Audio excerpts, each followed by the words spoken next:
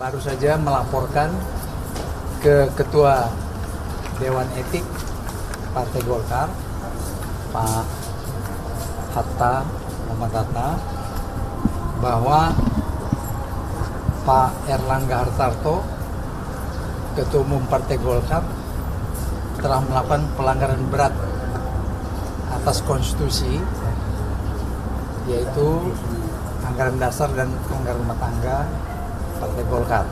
Pelanggaran yang dilakukan itu adalah bahwa Rapimnas Partai Golkar tanggal 22 Maret tahun 2021 memutuskan Pak Erlangga menjadi calon presiden Republik Indonesia dari Partai Golkar pada pemilu 2024 yang akan datang. Tetapi malah mendukung capres calon presiden Bapak Prabowo Subianto. Itu gimana? Itu ada ADRT yang dilanggar? Jadi begini, amanah kepada Erlangga itu bukan ADRT. Oke. Di ADRT nggak ada bunyi itu. Di ADRT normatif aja bahwa kita kader harus ini segala macam sesuai dengan aturan. Nah, amanah kepada ketua umum itu adalah keputusan Munas. Jadi pada saat Pak Erlangga terpilih, ada keputusan Munas yang sampai sekarang menjadi debatable. Nah, padahal sebetulnya kalau dibaca betul-betul, jadi gini, Munas itu memerintahkan kepada ketua umum terpilih, dalam hal ini Pak Erlangga, untuk memberikan atau mencari solusi langkah-langkah strategis dalam konteks pemenangan Pilpres dan Pilwapres.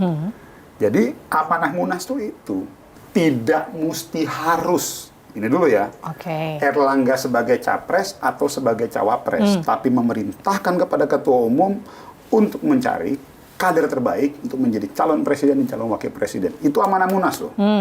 Nah, setelah Munas, beberapa bulan setelah itu, kita buat Rapimnas, Mbak Livi. Nah, Rapimnas itulah yang merekomendasikan bahwa Pak Erlangga menjadi calon presiden dan memberikan mandat penuh kepada Pak Erlangga untuk menentukan langkah strategis dan langkah politik.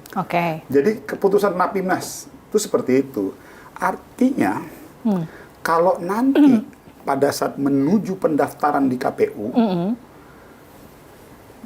ternyata Golkar tidak mencalonkan Pak Erlangga atau tidak mencalonkan Pak Erlangga sebagai cawapres, tidak ada aturan yang dilanggar. Kenapa? Kita pasti akan memutuskannya melalui Rapimnas juga. Gara-gara ini Golkar terbelah?